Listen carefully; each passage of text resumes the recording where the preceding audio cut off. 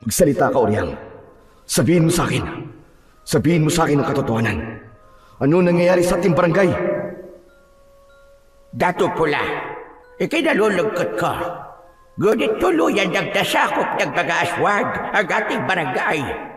Sila lang ang nangahari doon at wala na sa inyo ang kontrol sa barangay na inyong pinamumunuan.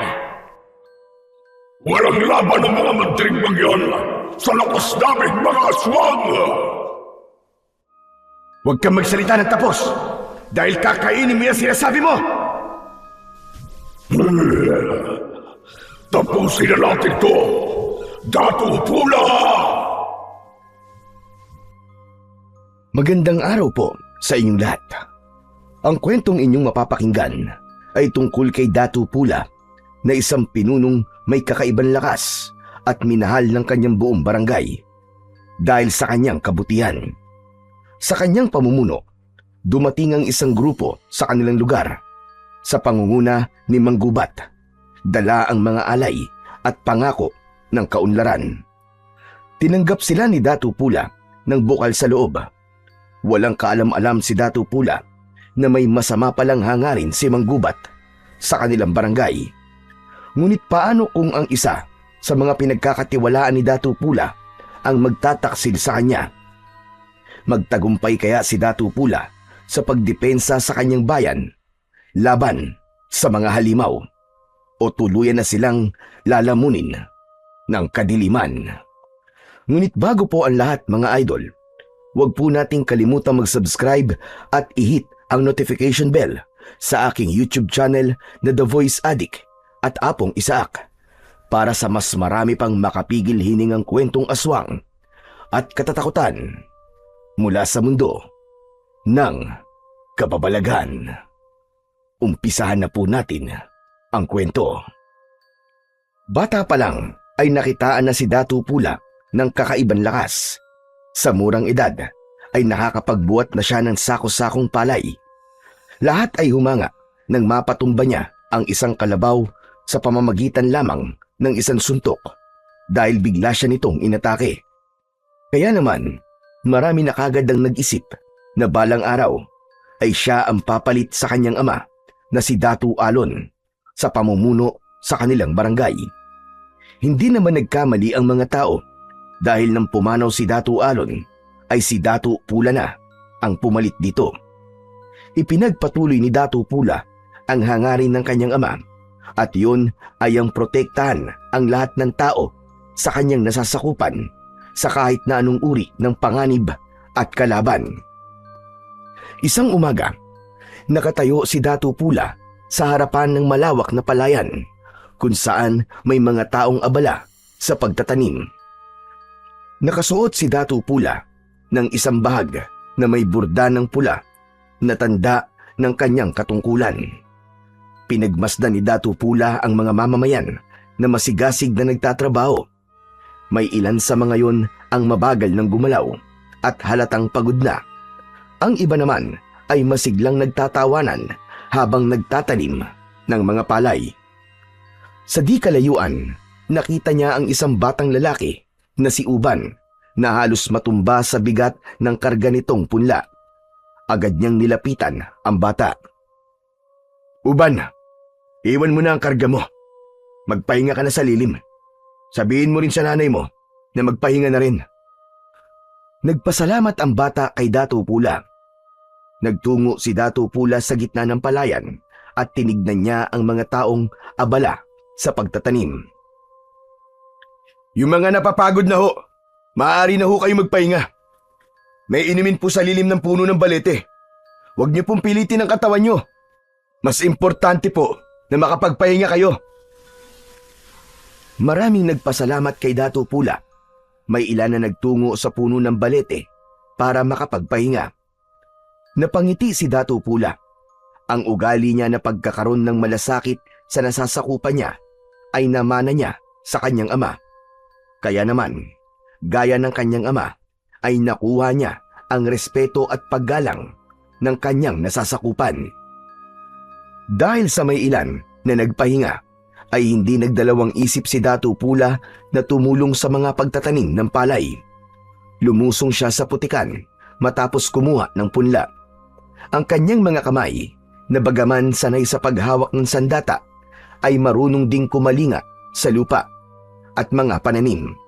Sapagkat para kay Datu Pula, ang tunay na lakas ng isang pinuno ay hindi nasusukat sa dami ng mga labanang na pagwagian, kundi sa dami ng taong kanyang natulungan. Habang abala si Datu Pula sa pagtatanim, ay may tumawag sa kanyang pangalan. Nakita niya ang matalik niyang kaibigan na si Bagwis na pinuno ng kanilang hukbong pandigma. Lumapit si Datu Pula kay Bagwis. "Anong iyong kailangan, Bagwis? Meron ba tayong suliranin?" "Wala, Datu Pula. Nais ko lang naman makipagkwentuhan sana sa'yo. Ngunit abala ka pala sa pagtatanim eh. Nagtataka ako sa'yo eh. Hindi mo na kailangan gawin yan. Hayaan mo na lang ang mga tao na siya magtrabaho para sa'yo." "Hindi yan ang itinuro ng aking ama, Bagwis. Itinuro niya sa akin na kahit ako ang nakatataas dito sa ating barangay, ay dapat nasa lupa pa rin ako. Dapat ay abot kamay pa rin ako ng aking nasasakupan. Ang ipinag-aalala ko lang ay baka mawalan sa'yo ng respeto ang mga tao. Baka isipin kasi nila na ikaw ay gaya lamang nila." "Hindi ko nakita na nawalan sila ng respeto sa akin, Bagwis. Bagkus, nakikita ko na mas nakakatanggap pa ako sa kanila ng paggalang." "Sa bagay, ganyan na ganyan din ang pamamalakad ng iyong ama noon eh. Oo nga pala, may mga sinanay na ako ng mga kabataan lalaki para pandagdag sa ating hukbo. Tinuturuan ko na silang gumamit ng sibat, pana at espada." Napakunot ang noo ni Datu Pula, sabay iling. "Tama ba ang aking narinig, Bagwis? Mga kabataan?" "Tama ang iyong pagkakarinig, Datu Pula. Mas makakabuti kung bata pa sila ay marunong na silang makipagdigma. Hindi natin alam kung kailan may sasalakay dito sa ating barangay o kung gaano kalakas ang puwersa ng sasalakayin natin." "Ngunit Bagwis, hindi ba't napag-usapan na natin ang tungkol sa bagay na yan? Ayokong sa murang edad ay sinasanay na kagad natin ang mga kabataan para sa pakikipaglaban. Ang nais ko ay samantalahin nila ang pagiging bata nila. Ang dapat sa kanila ay naglalaro at hindi pinoproblema ang pakikipagdigma. Kung yan ang yung nais, ay papahinto ko na kagad ang pagsasanay nila. Sa ngayon naman, wala pang banta ng digmaan eh. Kasundo natin ang mga katabi natin barangay. Yun ay dahil sa magandang pakikitungo natin sa kanila. At kapag may suliranin sila, ay hindi sila nagdadalawang salita. Kapag humingi sila ng tulong, naniniwala ako na kung anong ibinato mo, ay yun din ang ibabalik sa'yo. Tunay na ikaw ay kahanga-hanga, Datu Pula. Mapalad ang ating barangay dahil gaya mong namumuno rito. O paano, kaibigan? Ako ay mauuna na at babalikan ko pa ang mga nagsasanay." "Sige, Bagwis. Mag-iingat ka, aking kaibigan." Nagkamay ang dalawa at bahagyang yumukod si Bagwis kay Datu Pula bago ito tuluyang umalis. Isang malalim na paghinga, sabay ngiti ang pinakawalan ni Datu Pula habang pinagmamasdan ang papalayong kaibigan na si Bagwis. Sa lahat kasi ay si Bagwis ang pinaka-pinagkakatiwalaan niya. Nang mamatay ang mga magulang nito nung bata pa ito, ay ang tatay na ni Datu Pula ang kumukup kay Bagwis. Doon nagsimula ang kanilang pagkakaibigan na pinagtibay ng tagal ng panahon. Lahat ng plano ni Datu Pula ay si Bagwis ang unang nakakaalam. Dito siya humihingi ng payo. Bukod doon ay mahusay ding makipaglaban si Bagwis. Kaya naman, nang siya na ang namuno sa kanilang barangay at nagpahinga na ang dating namumuno sa hukbo, ay hindi siya nagdalawang isip na italaga si Bagwis sa nabakanting posisyon. Nang mawala na sa paningin ni Datu Pula ang kaibigan, ay tumingin siya sa maaliwalas na kalangitan.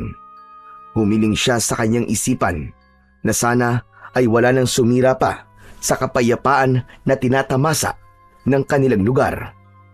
Matapos yun, ay bumalik na siya sa pagtulong sa pagtatanim ng palay. Pagsapit ng gabi, nasa kanyang kubul na si Datu Pula.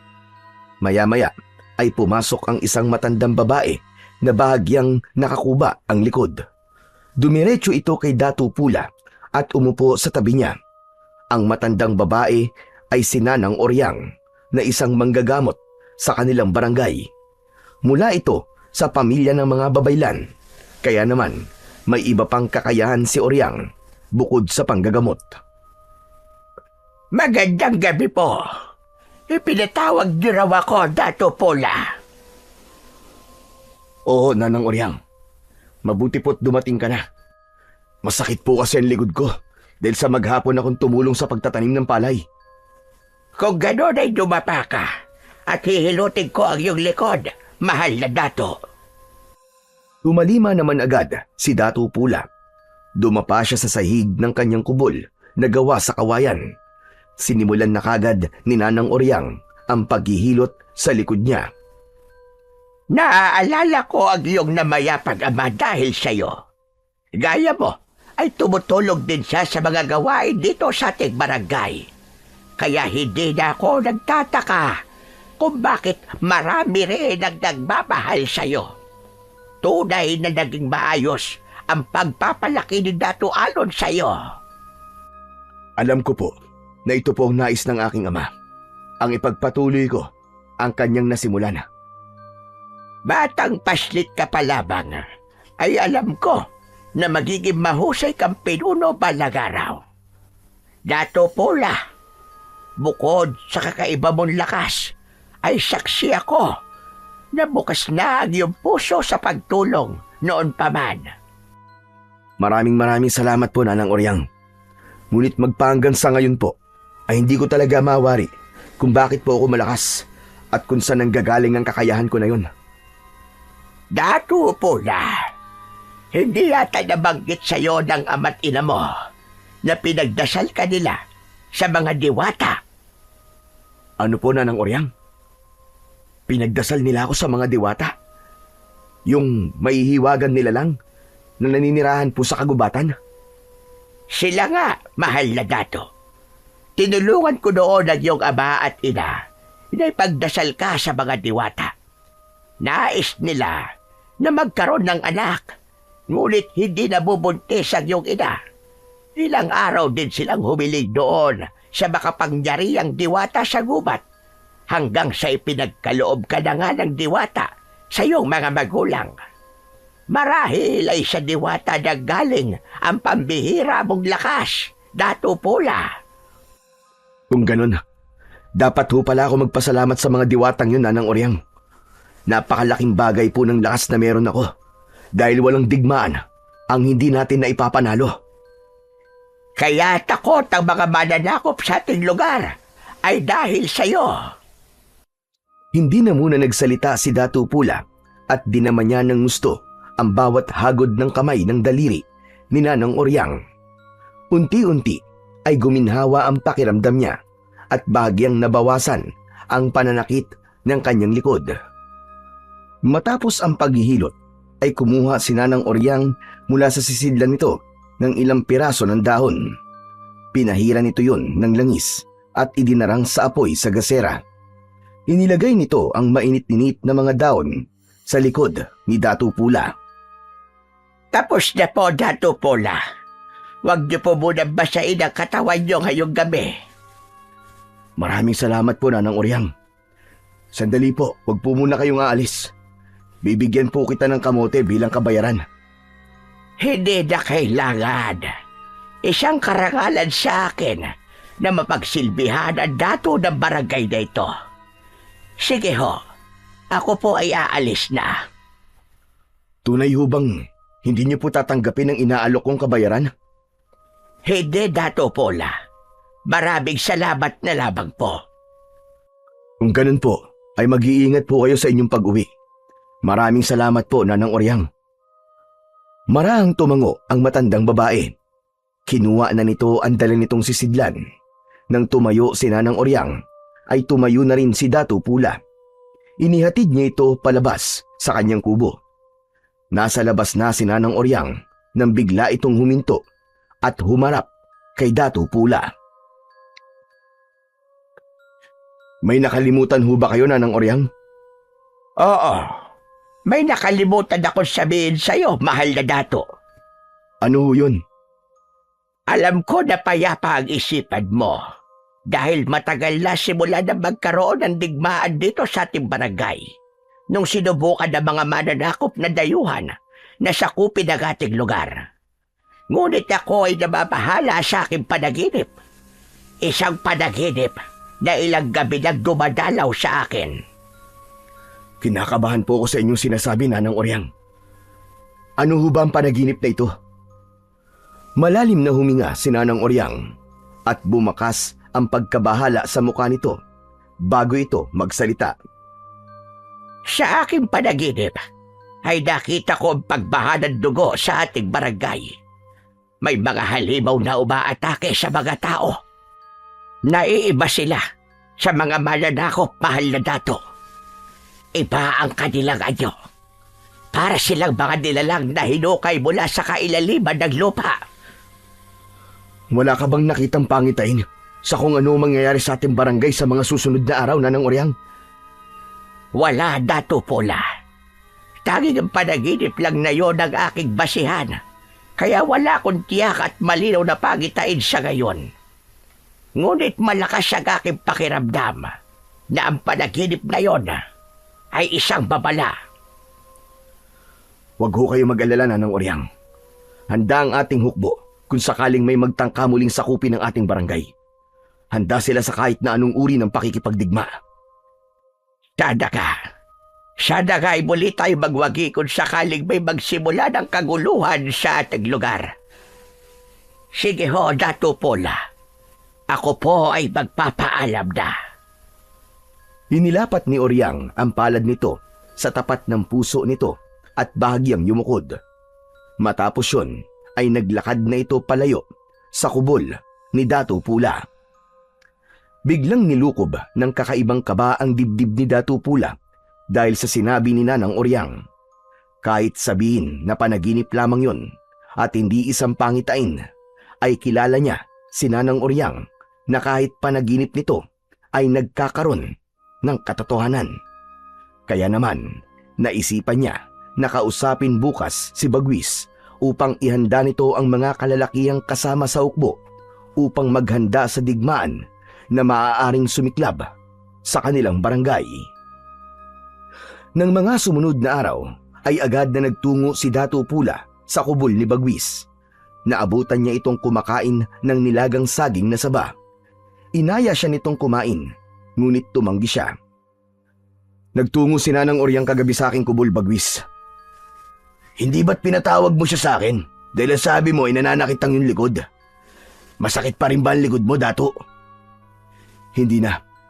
Ngunit may sinabi sa akin si Nanang Oryang na dahilan kung bakit ako nababahala ngayon. Aniya, ay ilang gabi na siyang binabagabag ng isang panaginip tungkol sa mga nilalang na malahalimaw na naghahasik ng lagim dito sa ating barangay. Nababagabag ako, Bagwis. Baka magkatotoong panaginip ni Nanang Oryang. Dato Pula, panaginip lamang yon. Hindi ba't si Nanang Oryang na rin ang nagsabi na ang panaginip ay kabaligtaran ng mangyayari sa realidad? Ibig sabihin ay magpapatuloy pa ang kapayapaan dito sa ating barangay. Ngunit ilang gabi na niya yung napapanaginipan. Hindi ba? Nakakabahala ng ganung bagay. Natahimik si Bagwis at tila nag-isip. Kung sa bagay, may punto ang iyong tinuran, Dato. Kung ganon, ano ang inyong nais na gawin? Kaibigang Bagwis, nais kong kausapin mo ang ating hukbo na palaging maging handa sa kung anumang paparating na laban. Mas mainam na handa tayo at huwag tayong maging kampante. Masusunod ho, mahal na Dato. Huwag ka mag-alala dahil yan ay aking agad-agad na gagawin. Sa gitna ng pag-uusap ng magkaibigan ay may isang binata ang dumating.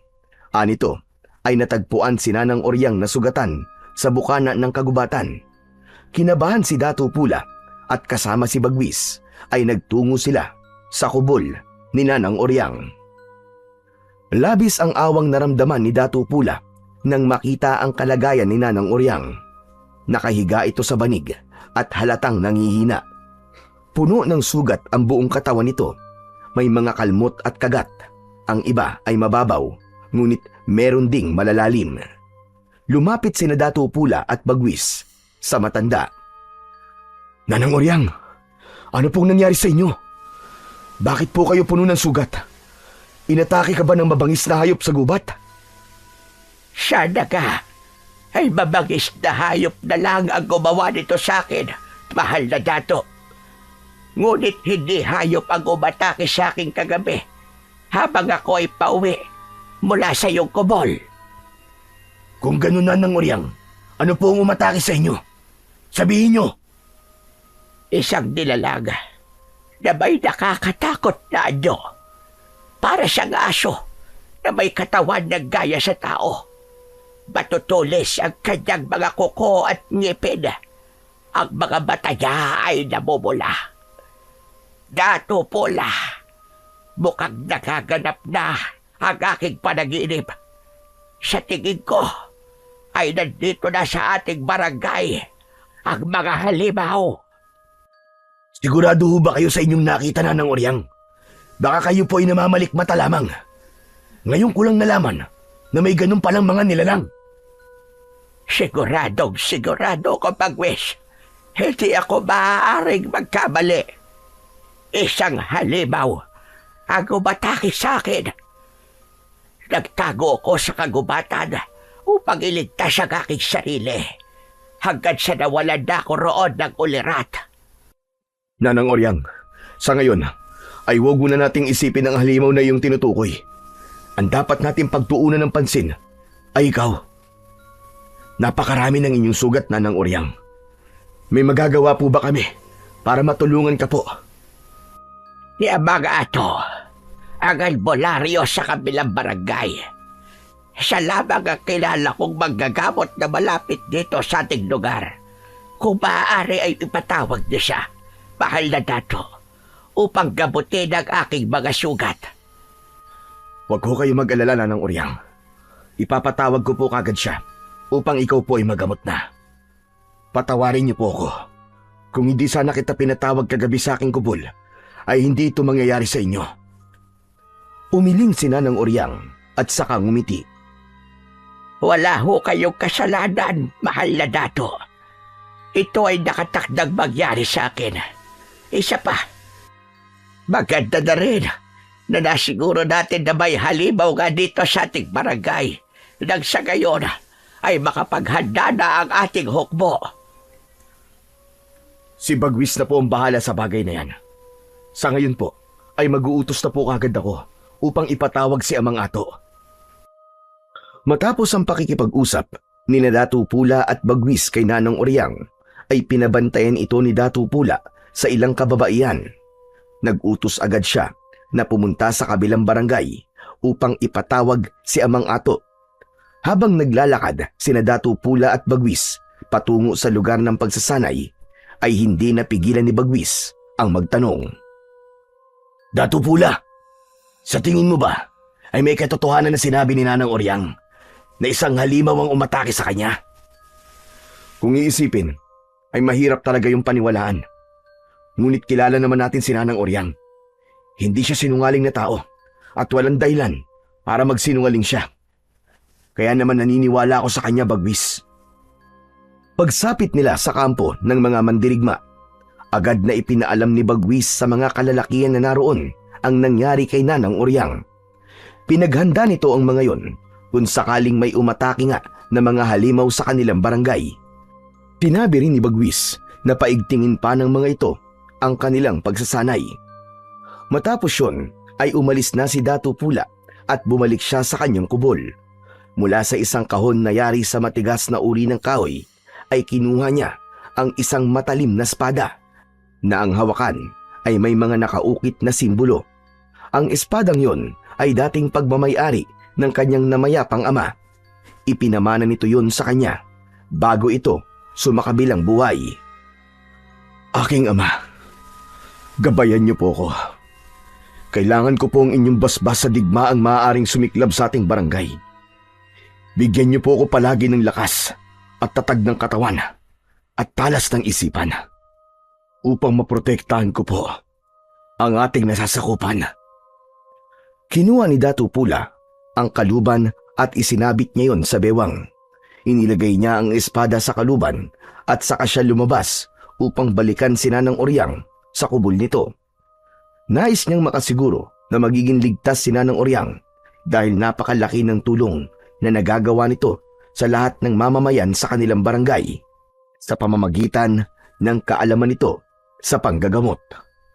Nang makabalik si Datu Pula sa kubol ni Nanang Oryang, ay maraming mga tao ang nagtitipon sa labas. Pagkakita ng mga yon sa kanya, ay nagbigay ang lahat ng paggalang. Binigyan siya ng mga tao ng daan upang makapasok siya sa kubol ni Nanang Oryang. Pagdating sa loob, ay naroon na si Amang Ato, isa yung matandang lalaki na palaging may nakataling pulang tela sa noo. Seryoso itong nagdidikdik ng iba't ibang uri ng dahon. Napatingin si Amang Ato kay Datu Pula. Tumayo ito at bahagyang yumukod. Magandang araw po sa inyo, Datu Pula. Isang karagalan po na ako ay inyong ipinatawag upang gamutin si Oryang. Salamat naman po at pinaunlakan niyo kami, Amang Ato. Ano na po nangyari kay Nanang Oryang? Ayon sa aking pagsisiyasat sa mga sugat niya, ay hindi naman ito delikado. Kailangan ko lang nalagyan ng halamang gamot ang kanyang mga sugat upang mabilis itong matuyo at maghilom. Gawin niyo po ang lahat upang mabilis na gumaling ang mga sugat ni Nanang Oryang. Ituloy niyo lang po ang inyong ginagawa. Maraming salamat po sa inyo, Amang Ato. Tumango si Amang Ato at bumalik ito sa pagdidikdik ng mga halamang gamot. Pinanood ni Datu Pula ang paglalagay ng gamot ni Amang Ato sa mga sugat ni Nanang Oryang. Minsan ay impit na napapasigaw si Nanang Oryang dahil sa sakit, ngunit bakas pa rin sa mukha nito ang tapang.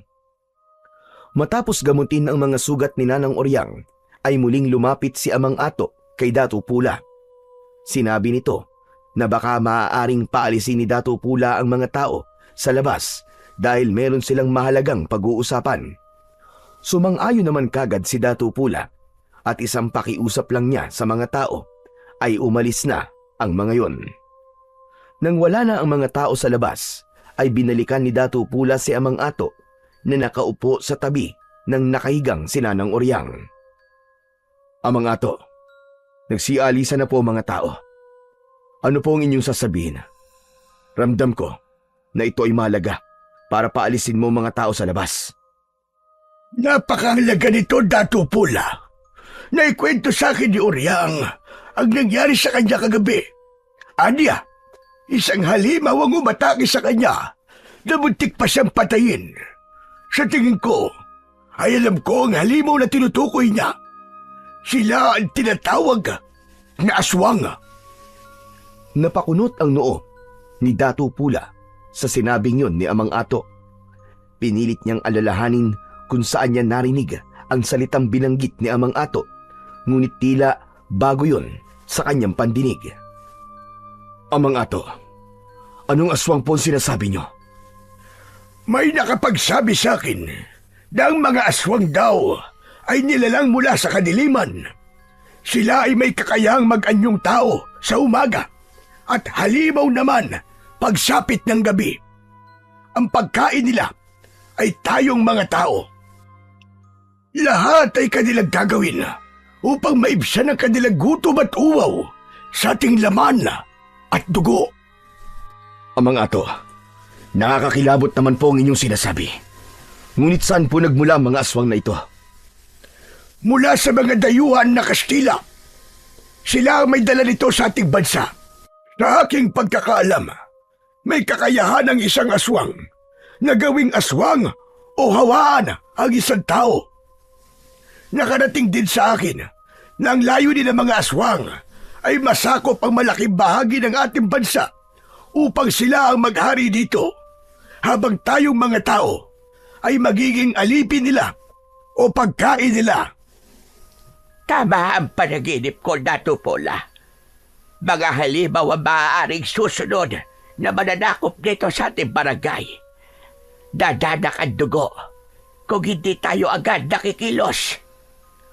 Huwag kayong mag-alala. Inutusan na ni Bagwis ang ating mga mandirigma na maging handa. Nagsimula na rin ang masinsiran nilang pagsasanay sa pakikipaglaban. Mas lalo nyo pang pagtibay ng inyong depensa, Datu Pula. Hindi gaya ng mga tao, mga aswang. Sila ay mababangis at wala silang habag. Mabibilis sila at mas malakas kumpara sa ating pangkaraniwan tao. Pag-ingatin mo rin ang iyong mga mamamayan. Huwag mo na silang palabasin sa gabi dahil sa ganitong parte ng araw sila umaatake. Tatandaan ko po ang lahat ng inyong sinabi, Amang Ato. Maraming salamat po sa inyo. Matapos ang pag-uusap na yun, ay umalis na si Amang Ato.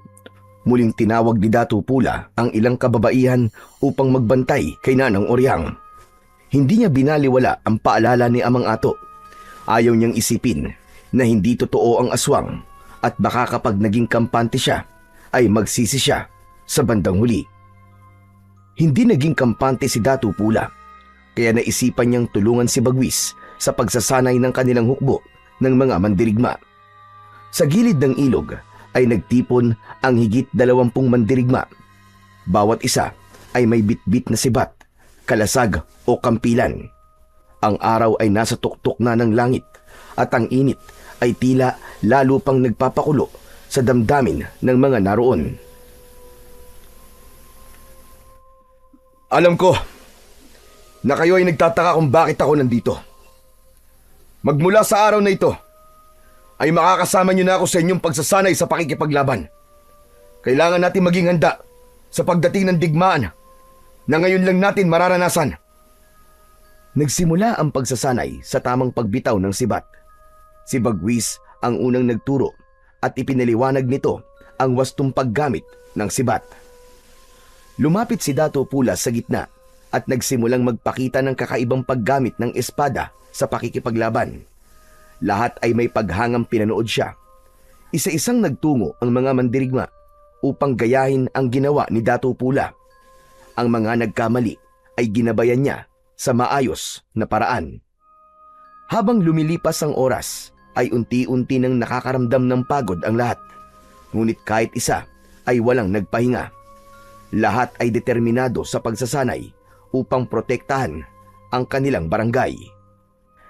Isang hapon, habang naglalakad sina Datu Pula at Bagwis sa dalampasigan, ay isang malaking bangka ang nakita nila na palapit sa kanilang dalampasigan. Ang mga tao ay napatingin doon habang may takot sa muka. Bagwis, tawagin mo mga mandirigma, madali ka. Mukhang mananakop ang mga parating. Masusunod, Datu Pula. Tumalima si Bagwis habang si Datu Pula naman ay nanatiling nakatayo sa dalampasigan. Hindi niya inalis ang tingin sa bangka na unti-unting dumadaong sa dalampasigan. Nang sumayad na ang unahan ng bangka sa buhangin, ay doon nakita ni Datu Pula ang isang lalaki na nakatayo sa unahan ng bangka. Base sa kasuotan nito, ay nahinuha niya na isa ngayong maharlika. Ang balabal na nakapalupot sa leeg nito ay gawa sa pinong telang kulay ube na may burda ng gintong sinulid sa laylayan. May putong ito sa ulo na kulay ginto. Sa bewang naman ay nakasabit ang isang pulang kampilan na may hugis ahas ang hawakan. Inihanda ni Datu Pula ang sarili. Maigpit niyang hinawakan ng puluhan ng kanyang espada at matiim na tumingin sa estrangherong lalaki. Hindi nagtagal ay dumating na si Bagwis kasama ang mga mandirigma. Pumuesto ang mga yon sa likuran ni Datu Pula. Bumaba ang lalaki mula sa bangka, kasabay ng ilang kalalakihan na mukhang mga mandirigma. Agad na hinugot ni Datu Pula ang espada at itinutok yon sa dibdib ng lalaki. Hindi man lang nagpakita ng takot ang lalaki at bagkus ay ngumiti pa ito. Hanggang diyan ka na lamang. Hindi mo na maaaring iakbang ng isa pa ang iyong mga paa. Magpakilala ka. Ako si Manggubat. Ako ang pinuno ng mga taong nasa aking likuran. Mula kami sa isla na malapit dito sa inyong bansa. Mga dayuhan kung ganon. Mga mananakop. Nagkakamali ka. Hindi kami mananakop. Ang totoo nga niyan ay nandito kami upang tumulong. Hindi mo ako malilinlang. Gaya lang kayo ng mga Kastila na nag-alok ng pagtulong ngunit nang maglaon ay lumabas na ang kanilang tunay na pakay. Ang manakop ng lupain na hindi sa kanila. Nauunawaan ko kung bakit ganyan ang iyong mga sinasabi, Datu Pula. Ngunit ang aking mga sinabi ay pawang katotohanan lamang. Hindi kami mananakop. Kami ay may hangarin na tumulong sa mga barangay upang mas lalo itong umunlad nang sa gayon ay mahirapan ang mga banyaga na ito ay sakupin. Tinawag mo ang aking pangalan. Paano mo nalaman kung sino ako? Hindi mahirap makilala kung sino ka, Datu Pula. Ang iyong pangalan ay bukang bibig kahit saan lugar kami magtungo. Lahat sila ay humahanga sa pamamaraan mo sa pamumuno. Kaya naisipan ko na ang inyong barangay ang sunod naming hatiran ng tulong. Hindi muna nagsalita si Datu Pula. Matiim niyang tinignan si Manggubat at pilit niyang pinakiramdaman kung totoo ba ang mga sinabi nito. Maya-maya pa ay lumapit si Bagwis kay Datu Pula at bumulong. Datu Pula, sa aking palagay ay hindi sila kalaban. Baka nga totoong tulong ang hatid nila sa atin at hindi pakikipagdigma. Malay mo, matulungan pa nila tayo sa sandaling sumalakay dito mga halimaw. Bilang panimula, ay hayaan mong ipakita namin sa iyo ang aming handog. Inutusan ni Manggubat ang mga kasama nito na ibaba sa bangka ang mga dala ng mga ito. Pinagmasdan ni Datu Pula ang bawat kilos ng mga tauhan ni Manggubat. Mula sa bangka, nagsimula ng bumaba ang ilan sa mga yon, nadala ang ilang sisidlan na gawa sa pinakinis na kawayan. Isa-isang inilapag ang mga yon sa paanan ni Datu Pula. Sabay-sabay na binuksan ng mga kasama ni Manggubat ang sisidlan. Meron doong mga tela, alak, mga pinatuyong karne, at ang maliit na sisidlan ay naglalaman ng alas na yari sa ginto. Tanggapin mo ang aking munting alay sa iyo, Datu Pula. Ito ay pauna pa lang sa maaari kong ibigay na tulong sa inyo. Hindi ako basta-basta nadadala sa mga handog. Sa ngayon, ay nais muna kitang makausap, Manggubat, kasama ang namumuno sa aking hukbo na si Bagwis. Isang karangalan sa akin na kayo ay makausap, Datu Pula. Pinasunod ni Datu Pula si Manggubat sa kanyang kubol.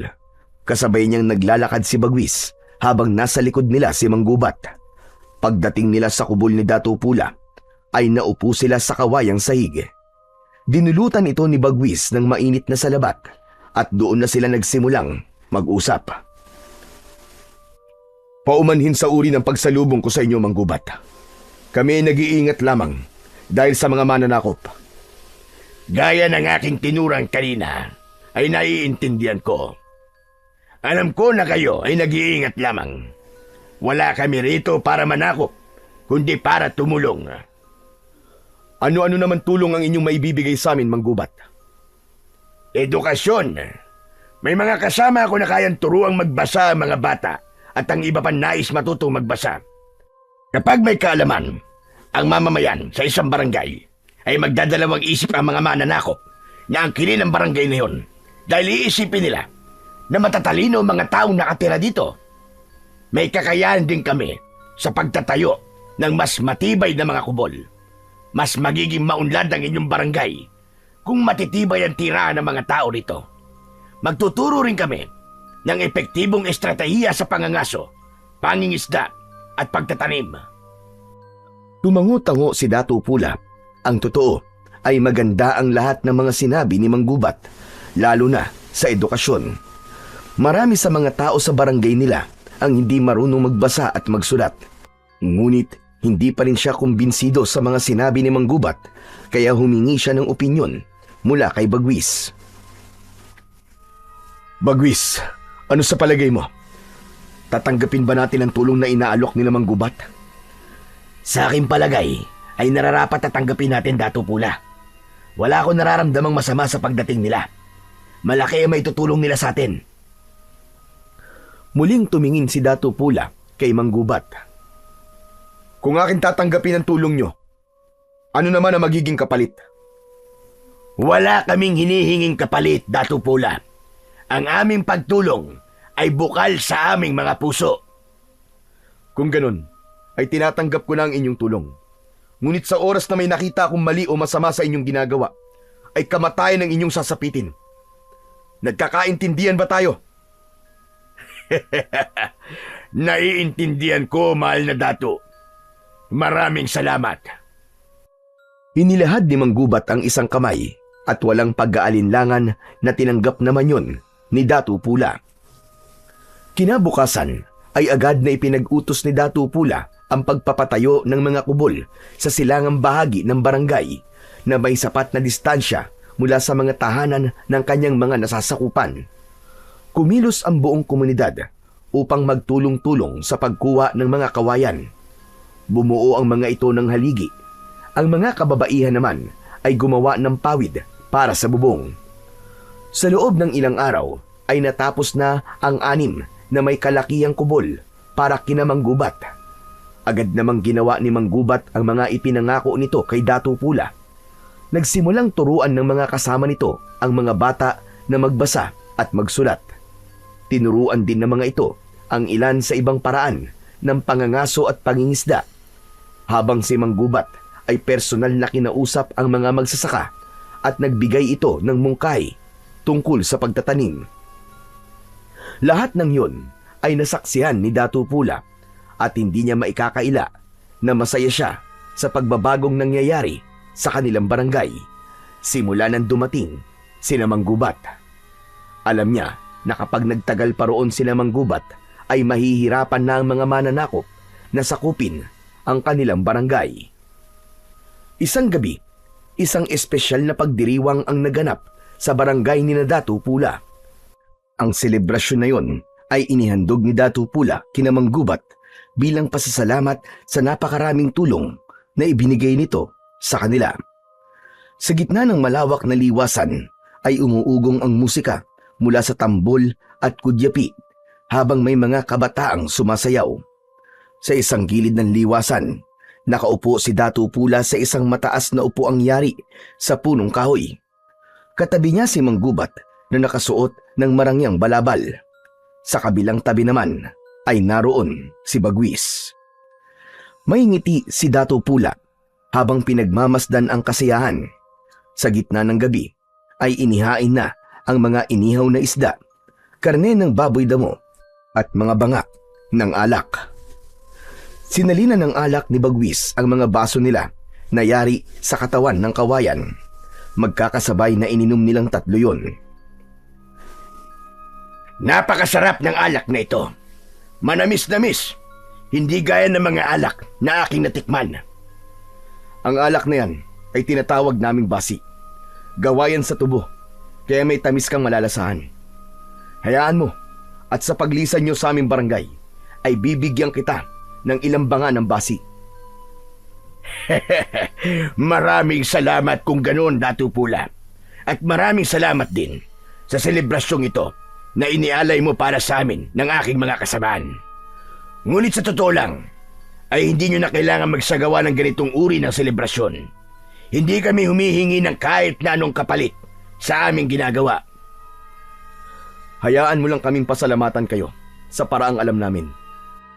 Isa pa, Manggubat, napakaliit na bagay ng selebrasyon na ito kumpara sa laki ng tulong nyo, lalo na sa aking nasasakupan. Masasabi ko na kayo ay hulog sa amin ng langit. Nakakataba naman ng puso ang iyong mga tinuran, Datu Pula. Ang mga salitang yan ay sapat ng kabayaran sa pagtulong namin sa inyo.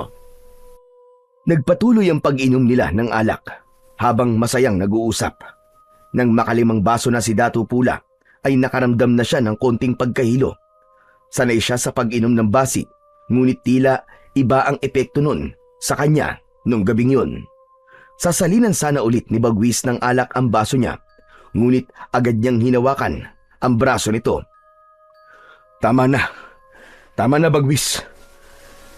Nakakaramdam na ako ng pagkahilo. Hindi yata ako naniniwala sa iyong sinabi, Dato. Ikaw, may hilo sa basi. Hindi ba't kahit isang banga ay nauubos mo nang hindi ka nakakaramdam ng pagkalasing? Binibiro mo yata ako, Dato Pula. Nagsasabi ako ng totoo, Bagwis. Nahihilo na talaga ako. Hindi ko mawarian kung bakit ang bilis umepekto sa akin ngayon ng alak. Marahil siguro ay dahil sa pagod ko. Ngunit minsan ka lang mag-inom, Dato. Hayaan mo ang iyong sarili na magsaya ngayong gabing ito. Tama naman si Bagwis, Dato Pula. Samahan mo muna kaming mag-inom. Wala nang nagawa si Dato Pula kundi ang tumango. Hinayaan niya si Bagwis na muling lagyan ng alak ang kanyang baso. Dire-diretso niya yung tinungga at malakas na tumawa.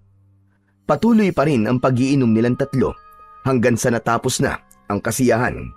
Halos wala nang natatandaan si Dato Pula sa mga nangyari dahil sa labis na pagkalasing. Ngunit malinaw sa kanyang alaala na inihatid siya ni Bagwis at Manggubat sa kanyang kubol. Nang nakahiga na si Dato Pula sa banig, ay umalis na si Bagwis at Manggubat.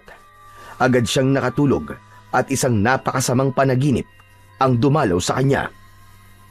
Sa panaginip ni Dato Pula ay sinalakay daw ng mga aswang ang barangay nila. Marami ang namatay na mga tao. Kitang-kita niya rin kung paanong nilapa ng mga aswang ang mga tao habang siya ay nasa gitna at hindi makagalaw. Pagsapit ng umaga, nagising si Dato Pula sa matinding sikat ng araw na tumatagos sa kanyang bintana. Masakit ang ulo niya nang tumayo siya.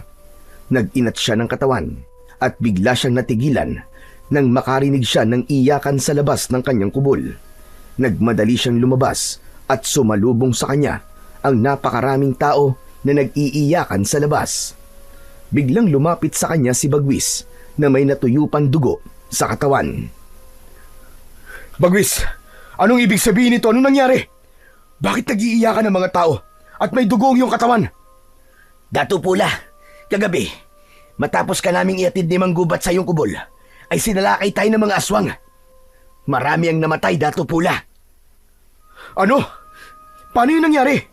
Bakit hindi mo ako ginising? Sinubukan kitang gisingin, ngunit matindi ang pagkakalasing mo.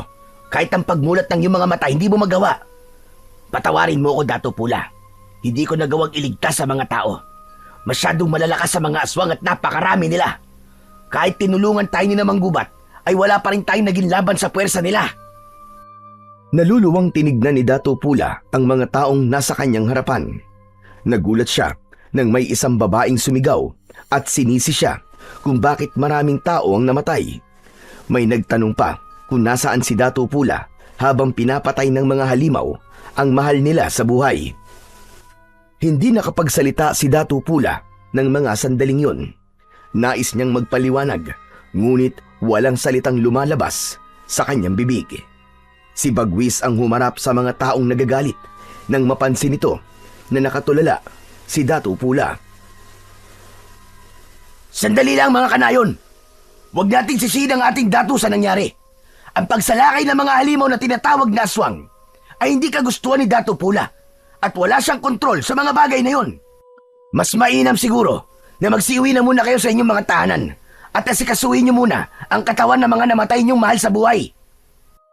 Inalalayan ni Bagwis si Dato Pula pabalik sa loob ng kanyang kubol dahil nakatulala pa rin siya. Pagkaupo niya sa sahig ay ikinuha siya ni Bagwis ng inuming tubig. Tinanggap niya yon, ngunit hindi niya ininom. Kasalanan ko. Kasalanan ko ang lahat ng ito, Bagwis.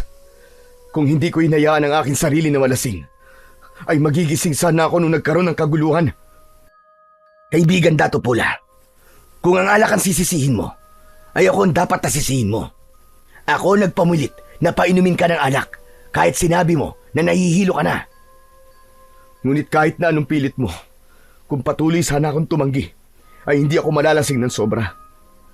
Walang dapat sisihin kundi tanging ako lamang. Kasalanan ko ang lahat ng ito.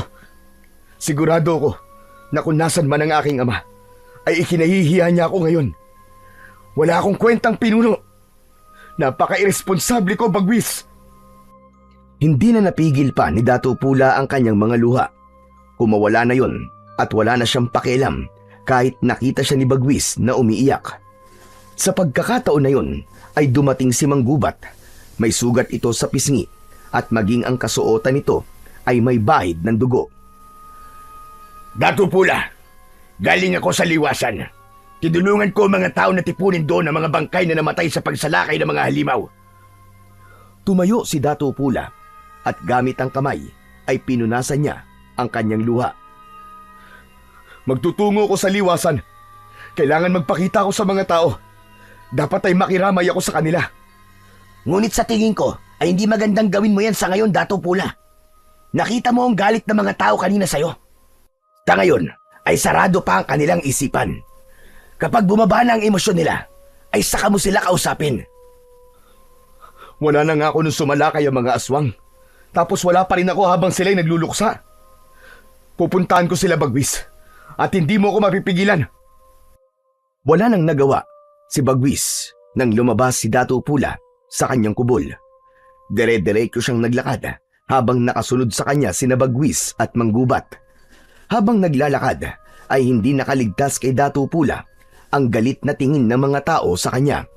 Ang mabilis na paghakbang niya ay unti-unting bumagal. Ramdam niya ang pagkadismaya ng mga tao dahil sa hindi niya nagawang iligtas ang mga nasasakupan niya. Mas lalo pang nanlumo si Dato Pula nang makita niya ang ilang kubol na nagiba at ang sariwang dugo sa lupa. Hindi niya maisip kung gaano katakot ang mga tao kagabi habang nananalasa ang mga aswang. Pagdating sa liwasan ay doon na tuluyang nadurog ang puso ni Dato Pula nang makita niya ang mga nakahanay na bangkay. Maraming mga nag-iiyakan, may mga nawalan ng malay habang ang iba naman ay tahimik na lumuluha. Hakbang sana si Dato Pula palapit sa mga tao, ngunit isang lalaki ang humarang sa kanya na matalim ang tingin. Anong ginagawa mo rito, Dato Pula? Wala ka nung kailangan ka namin. Huli ka na sa pagdating mo. Tumigil ka, lalaki! Huwag mong kausapin ang dato ng ganyan. Gusto mo bang ikaw ay maparusahan? Hayaan mo siya, Bagwis. Naiintindihan ko ang galit niya sa akin. Patawarin mo ko. Patawarin niyo akong lahat. Kagabi ay hindi ako nagising dahil sa kadahilanang ikaw ay lasing. Anong klase kang pinuno, Dato Pula? Pinaghanda mo ang mga mandirigma sa pakikipaglaban, ngunit ikaw mismo ay hindi naging handa nung sinalakay tayo ng mga halimaw. Habang pinapatay ang mga tao, ay mahimbing kang natutulog dahil sa ikaw ay nagpakalunod sa alak. Naturingan kang may pambihirang lakas, ngunit hindi mo nagamit ang lakas mo upang protektahan kaming lahat na nasasakupan mo. Pakiramdam ni Dato Pula ay nawalan siya ng lakas ng mga sandaling yon. Hindi na siya nakapagsalita pa dahil parang palaso na tumarak sa kanyang puso ang salita ng lalaking yon. Hindi na niya ipinilit pa ang sarili na makiluksa sa mga tao at marahan siyang naglakad pabalik sa kanyang kubol.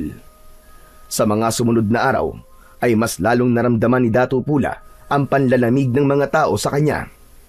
Tahimik ang mga yon sa tuwing nakikita siya at tila wala nang may nais na siya ay kausapin. Kapag dumadaan siya, ay may mga tumatalikod at umiiwas ng tingin sa kanya. Alam ni Dato Pula ang dahilan ng lahat ng yon. Wala siya nang mangyari ang paglusob. Marami ang nasaktan at may mga namatay. Wala siya roon para pangunahan ang pagtatanggol sa mga tao. Gabi-gabi ay hindi nakakatulog ng maayos si Dato Pula. Palagi niyang iniisip kung saan ba siya nagkulang. Pakiramdam niya ay binigo niya ang lahat at hindi niya na masabi na karapat dapat pa niyang pamunuan ang kanilang barangay. Isang gabi, nagdesisyon si Dato Pula na mag-ikot sa kanilang barangay. Hindi niya maintindihan kung bakit meron siyang pakiramdam na may masamang mangyayari. Inihanda na niya ang espada ng kanyang ama. Isinabit niya yon sa bewang nang biglang dumating si Bagwis at nagtaka ito nang mapansin na paalis siya. Saan ang iyong tungo, Dato Pula? Gabing-gabi na. Ngunit tila ikaw ay susugod sa isang digmaan. Iikot ako sa ating barangay. Masama ang pakiramdam ko, Bagwis. Parang merong masamang mangyayari. Nag-iikot na ang ilang mandirigma. Hayaan mo na sila na gawin ang kanilang tungkulin. Sinisiguro nila kung aatake muli ang mga aswang, ay nakahanda sila. May tungkulin din ako sa ating lugar, Bagwis. Isa na roon ang protekta ng lahat ng nakatira dito. Hindi pwedeng wala na naman akong gawin. Gusto kong ipakita sa mga tao na kaya ko silang ipagtanggol. Nais kong bumawi sa kanila. Kung yan ang nais mo, ay hindi na kita pipigilan, Dato Pula. Hayaan mo kung samahan ka sa iyong pag-iikot. Hindi na kailangan, Bagwis. Kaya ko na itong mag-isa.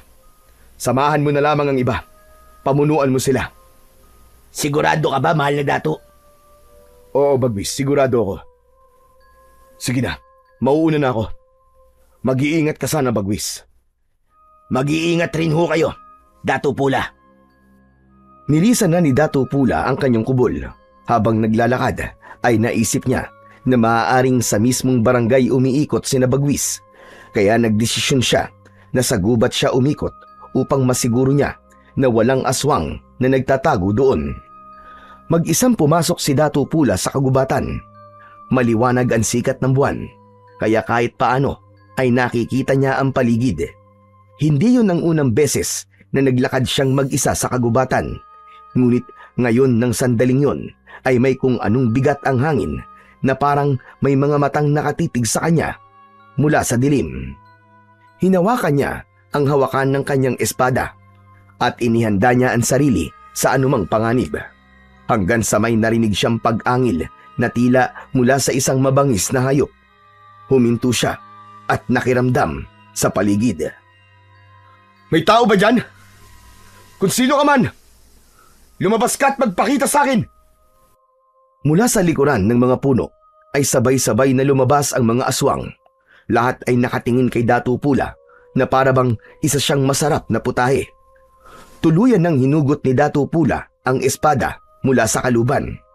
Sumugod ang unang aswang at mabilis na sinalag ni Dato Pula ang pag-atake na yon gamit ang kanyang espada.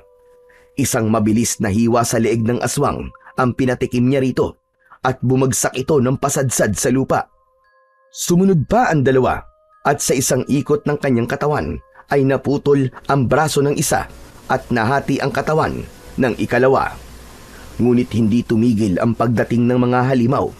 Pinalibutan siya ng higit sa 10 at sabay-sabay na umatake ang mga yon. Napilitan siyang umatras habang patuloy sa pagsalag at pagsaksak. Sa isang iglap, isang aswang ang nakalapit kay Dato Pula at sinunggaban ang kanyang braso. Nabitiwan niya ang kanyang espada. Tumilapon yon sa damuhan at nawala na yon sa kanyang paningin. Sa kabila ng kawalan ng sandata, ay hindi pinanghinaan ng loob si Dato Pula. Alam niya na sa pagkakataon na yon ay kailangan niya nang gamitin ang kanyang pambihirang lakas. Kung inaakala niyo na matatalo niyo ako dahil sa wala sa akin ang aking espada, ay nagkakamali kayo! Iniunat ni Dato Pula ang kanyang hintuturo at hinlalato. Sinugod niya ang isang aswang at gamit lamang ang 2 daliri ay sinaksak niya yon sa dibdib. Bumaon sa katawan ng aswang ang kanyang daliri. Isa-isa niyang tinumba ang mga aswang gamit ang kanyang daliri at pambihirang lakas. Sinaksak niya ang mga yon sa leeg, sa mata, sa tiyan at sa dibdib.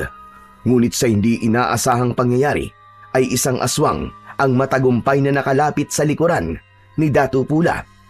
Mariin siya nitong kinagat sa balikat. Napasigaw si Dato Pula at agad na siniko ito ng malakas, pero sinundan pa yon ng iba pang aswang. Kinalmot at kinagat siya ng mga yon sa iba't ibang parte ng kanyang katawan. Nadulas na siya sa sarili niyang dugo hanggang sa tuluyan na siyang bumagsak sa malamig na lupa. Halos hindi na siya makahinga sa dami ng kanyang sugat. Nanlalabo na rin ang kanyang paningin. Nanginginig na ang kanyang katawan at ramdam na ramdam niya ang bigat ng bawat sugat na kanyang tinamo. Sa ilalim ng mga bituin at buwan, habang nakapalibot ang mga aswang sa kanya, ay unti-unting pumikit ang mga mata ni Dato Pula at tuluyan na siyang niyakap ng kadiliman. Sa pagkawala ng malay ni Dato Pula, ay inakala niyang yun na ang kanyang katapusan. Inisip niya na wala na siyang magagawa upang protektahan ang mga mamamayan ng kanyang barangay laban sa aswang. Alam niya na sa pagkakataon na yon ay binigo niya ang kanyang ama sa pagtitiwala nito na ipasa sa kanya ang pamumuno bago yun binawian ng buhay. Ngunit tila may plano pa ang lumikha kay Dato' Pula dahil isang araw ay bigla siyang nagising. Napasinghap siya kasabay ng pagbukas ng kanyang mga mata sa isang hindi pamilyar na kubol. Nasaan ako? Anong lugar to? Iginala niya ang paningin sa paligid upang maghanap ng pamilyar na bagay, ngunit wala siyang nakita. Sinubukan niyang bumangon, ngunit mabigat ang kanyang katawan at kahit konting galaw lang ay may nararamdaman siyang masakit. Hanggang sa isang matandang lalaki na may dalang mga dahon ang pumasok sa kubol. Agad yung nakilala ni Dato' Pula. Walang iba kundi si Amang Ato. Tila nagulat ito nang makitang gising na siya at nabitiwan nito ang mga hawak nitong dahon. Nagmamadali itong humakbang palapit at dinama ang noo ni Dato' Pula. Salamat naman at nagising ka na, mahal na Dato. Ang akala ko ay babawian ka na ng buhay. Amang Ato, paano po ako napunta dito? Ang huli ko pong naaalala ay sinalakay ako ng napakaraming aswang at napatay nila ako. Hindi ka nila napatay, mahal na Dato. Dahil buhay ka. Andito ka sa aking kubol. Dito ka namin dinala ni Oryang nang matagpuan ka niya sa kagubatan. Si Nanang Oryang? Opo, mahal na Dato. Ayon sa kanya, ay sinundan ka niya nung gabi na sinalakay ka ng mga aswang at nasaksihan niya kung paano kanila pinagtulungan. Hindi kanya nagawang tulungan dahil sa takot. Nang iwanan ka ng mga aswang at inakala nilang patay ka na, ay saka ako tinawag ni Oryang upang magpatulong. Nagkasundo kami na dito ka muna pansamantala sa aking kubol. Maraming salamat po sa inyo ni Nanang Oryang. Utang ko po sa inyo ang aking pangalawang buhay. Ngunit kailangan ko na pong bumalik sa aking barangay. Kailangan po ko rin ng aking nasasakupan. Tinubukang bumangon ni Dato' Pula, ngunit hindi niya talaga kaya. Tinatalo siya ng kirot ng mga sugat sa iba't ibang parte ng kanyang katawan. Huwag mong pilitin ang sarili mo, Dato' Pula. Sariwa pa ang mga sugat mo. Matatagalan pa bago gumaling ang mga yan dahil masyadong malalalim. Mas makakabuti po kung magpahinga ka na muna at hayaan mo kung gamutin ka. Hindi maaaring nandito lamang ako, Amang Ato. Dapat ay makita ko ng mga tao sa aking barangay. Kailangan kong bumawi sa kanila sapagkat napakalaki ng aking pagkukulang sa kanila. Mahal na Dato, ikinalulungkot ko. Ngunit sa ngayon ay hindi kita hayaan na umalis sa iyong kalagayan. Isa pa, marami na ang nagbago sa nakalipas na mga araw, lalo na sa inyong barangay. Mga araw? Anong ibig mong sabihin, Amang Ato? At anong pagbabago ang iyong tinutukoy? Sa aking palagay, ay mas makabubuti kung si Oryang na lamang ang magpaliwanag sa inyo. Tatawagin ko muna siya at ikukuha ko na rin ikaw ng makakain at inumin. Hindi na naging mapilit pa si Dato' Pula. Naisip niya na mas alam ni Amang Ato ang kalagayan ng kanyang katawan dahil matagal na itong albularyo. Nang umalis si Amang Ato, ay nahulog sa malalim na pag-iisip si Dato' Pula. Labis siyang nabahala sa sinabi ni Amang Ato na pagbabagong nangyari sa kanyang barangay. Hindi nagtagal ay bumalik si Amang Ato kasama si Oryang. Bakas sa mukha ni Oryang ang kasiyahan nang makita si Dato' Pula. Umupo si Nanang Oryang sa tabi ng nakahigang si Dato' Pula. Mahal na Dato, dinidig ng lumikha ang aking panalangin. Buhay ka! Buhay ka, Dato' Pula! Nanang Oryang, nais kong malaman kung anong sinabi ni Amang Ato na pagbabago sa ating barangay. Hindi agad nakapagsalita si Nanang Oryang. Halatang nag-iipon ito ng lakas ng loob bago magsalita. Magsalita ka, Nanang Oryang.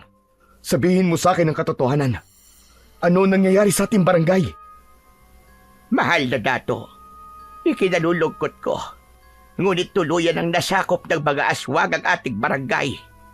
Sila na ang nagahari doon at wala na sa inyo ang kontrol sa barangay na inyong pinamumunuan. Hindi totoo yan, Nanang Oryang.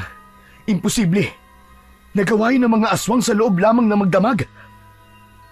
Ngunit mahal na dato, halos 5 araw ka nang hindi nagigising. Hindi namin alam kung magigising ka pa. Pero hindi kami bumitaw ni Amang Ato. Ginamot ka namin at umasa kami na mabubuhay ka. Kaya hindi namin inilibing ang iyong katawan. Nanlamig si Datu Pula sa kanyang narinig at nanginig ang buong katawan niya. 5 araw akong walang ulirat. Siyang tunay, mahal na dato. 5 araw kang nakahiga rito at hindi nagigising. Nang mawala ka sa ating barangay, ay sinamantala ng mga aswang ang pagkakataon na yon para sakupin ang ating barangay. At alam kong mabibigla ka kapag sinabi ko kung sino ang pinuno ng mga aswang na ito. Sino, Nanang Oryang? Sino? Sino ang pinuno ng mga aswang? Sabihin niyo! Siya ay walang iba, kundi si Maggubat. Si Maggubat ang pinuno ng mga aswang, Datu Pula. Sa aking tingin, ay nilinlang niya kayo. Kinuha ang inyong loob upang madali nila kayong mapatay o mapatalsik sa inyong pamumuno. Sa ngayon, ay inaalipin nila ang mga tao at pinapatay ang ilan bilang pagkain ng mga aswang. Hayop siya! Napakagaling niyang magpanggap. Hindi pala siya isang kakampi, kundi isang mananakop na aswang.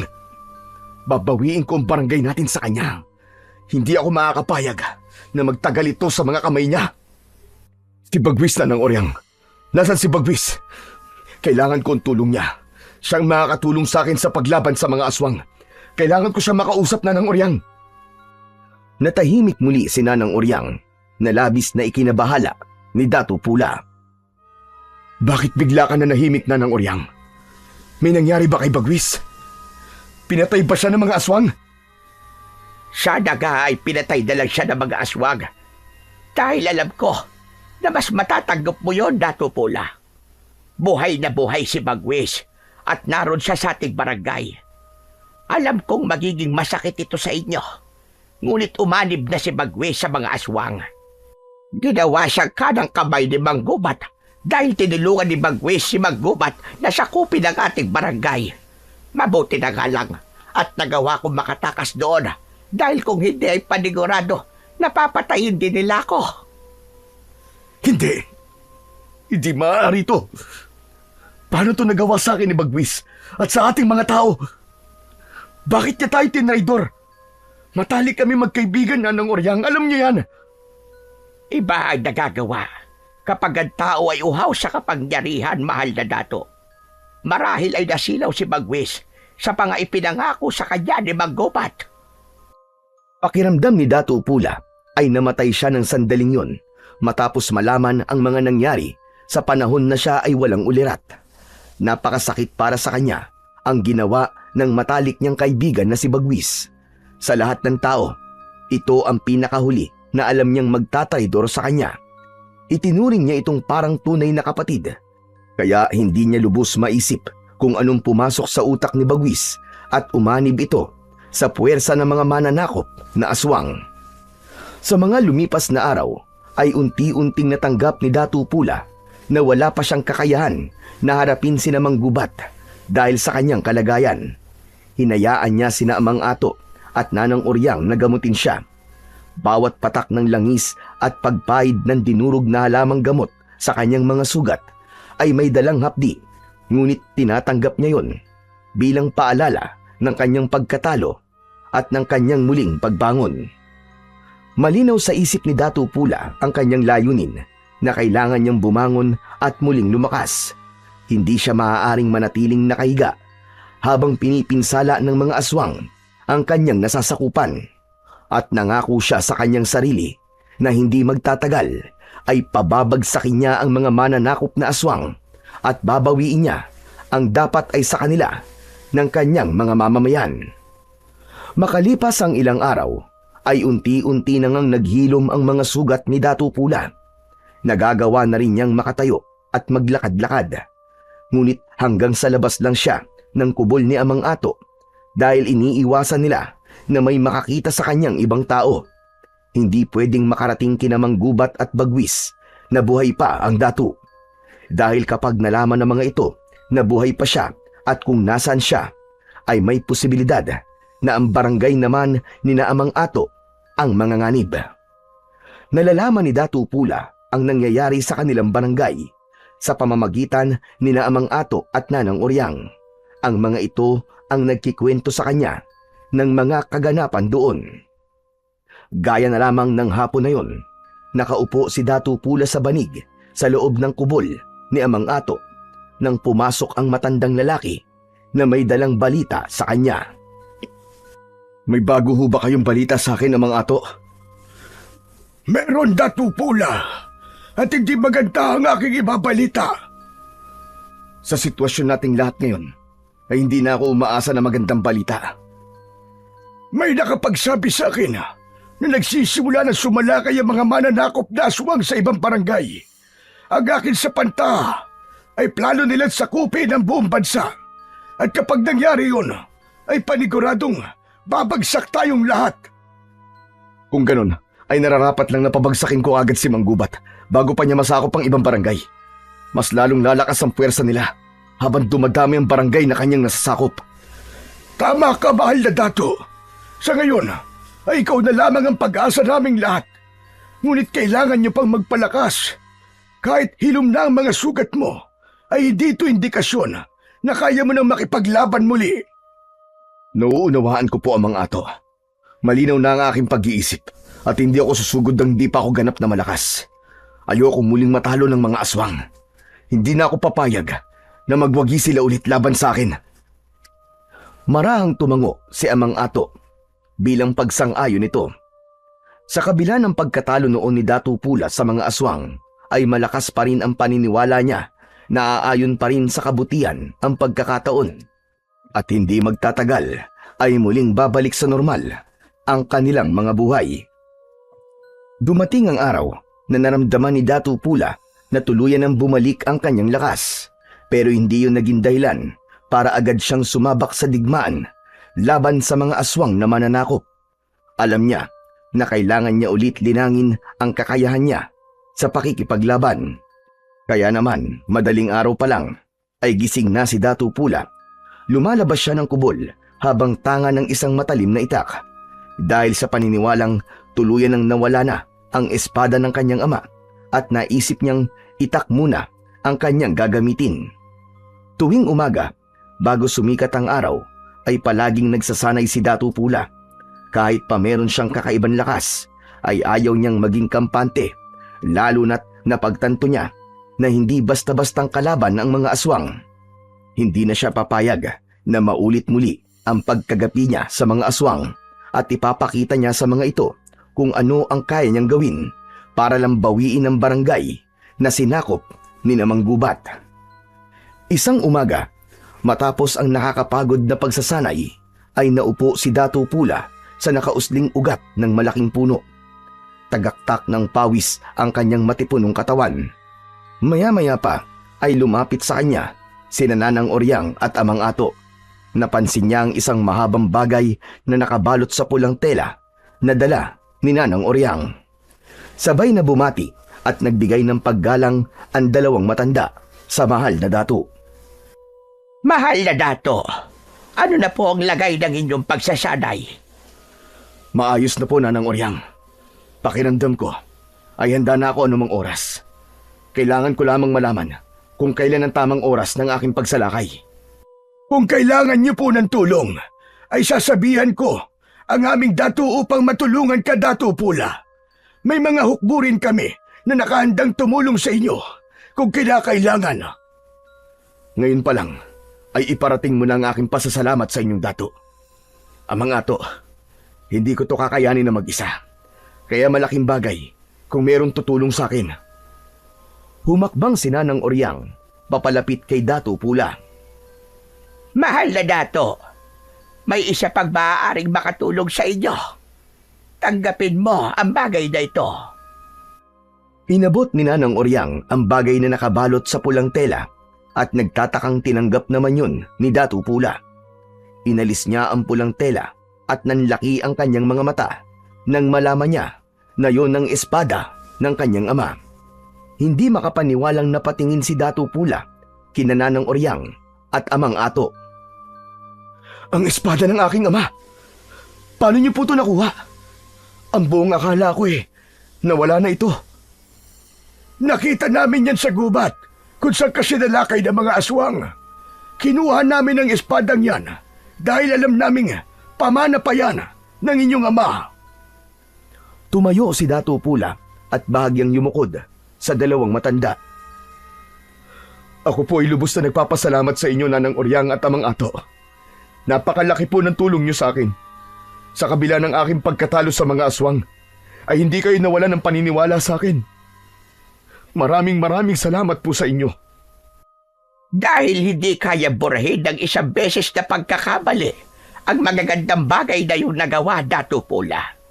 Saksi ako sa iyong paglaki at nakita ko ang kabutihan sa iyong puso gaya ng iyong ama. Kaya hindi ka namin iiwanan sa laban na ito. Hindi man namin kayang humawak ng sandata, ay tutulong kami sa iyo sa paraang alam namin. Naluha si Datu Pula sa sinabing yun ni Nanang Oryang. Tinapik naman ni Amang Ato ang balikat ni Datu Pula. Mas lalong lumakas ang loob niya dahil nasa kanya ng muli ang sandatang ipinamana sa kanya ng yumao niyang ama. Pakiramdam niya tuloy ay kasama niya pa rin ang tatay niya sa nalalapit niyang pagharap sa mga mananakop na aswang. Sa kabila ng pagbalik ng lakas ni Datu Pula at ng espada ng kanyang ama, ay hindi niya kayang itanggi ang sakit na kanyang nararamdaman. Hindi sa pisikal, kundi sa loob ng kanyang puso. Sa tuwing naiisip niya ang pagtataksil na ginawa ng matalik niyang kaibigan na si Bagwis sa kanya, ay hindi niya maiwasang masaktan. Isang umaga, hindi napigilan ni Datu Pula na magtungo sa kanilang barangay upang personal niyang makita ang kalagayan ng mga tao roon. Nagtakip siya ng balabal sa muka upang walang makakilala sa kanya. Isinabit niya sa bewang ang espada. Paglabas niya ng kubol, ay sinalubong siya ni Amang Ato. "Mahal na Datu, saan po ang inyong tungo?" "Amang Ato, sa aming barangay. Sisilipin ko lamang ang nangyayari roon." "Ngunit mahal na Datu, mapanganib ko may makakakilala sa iyo." "Kaya nga po ako naglagay ng balabal sa aking muka. Huwag kang mag-alala, Amang Ato. Mag-iingat ako at sisiguraduhin kung walang makakakilala sa akin o makakakita sa akin. Babalik din ako rito mamayang tanghali." "Mukhang hindi na nga kita mapipigilan. Kung ganun, ay mag-iingat ka, mahal na Datu." "Salamat po sa inyo, Amang Ato." Hindi na nagsayang pa ng sandali si Datu Pula. Agad siyang naglakad patungo sa kanilang barangay. Dumaan siya sa gubat upang walang makakita sa kanya. Nang makarating siya sa bukana ng gubat, ay pinagmasdan niya ang kanilang barangay. Nakita niya ang mga tauhan ni Mang Gubat na pinagtatrabaho at pinahihirapan ang mga tao. Nadurog ang puso ni Datu Pula sa kanyang nakita. Nais niyang sumugod ng mga sandaling yun, ngunit alam niya na hindi pa yun ang tamang pagkakataon. Aalis na sana siya nang namataan niya si Bagwis na naglalakad patungo sa kinaroroonan niya. Mabilis na nagtago si Datu Pula sa likod ng isang puno. Dumaan sa harap niya si Bagwis na hindi siya napapansin. Tumiim ang bagang ni Datu Pula habang nakatingin sa dating kaibigan na naglalakad papasok sa kagubatan. Nang sandaling yun ay nagkaroon siya ng kagustuhan na alamin kung bakit siya nagawang traidorin ni Bagwis. Kaya sinundan niya ito ng tahimik. Maingat ang bawat takbang niya upang masigurong hindi siya mapapansin ni Bagwis. Hanggang sa huminto sa paglalakad si Bagwis, inilabas nito ang dala nitong itak upang tagain ang nakatayong kawayan sa gitna ng kagubatan. Nang magsimulang tagain ni Bagwis ang kawayan, ay sinamantala ni Datu Pula ang pagkakataon na abala ito.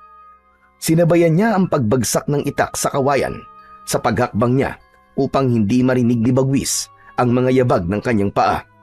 Nang makalapit na siya kay Bagwis, ay mabilis niyang hinugot ang espada at itinutok niya yon sa batok ni Bagwis.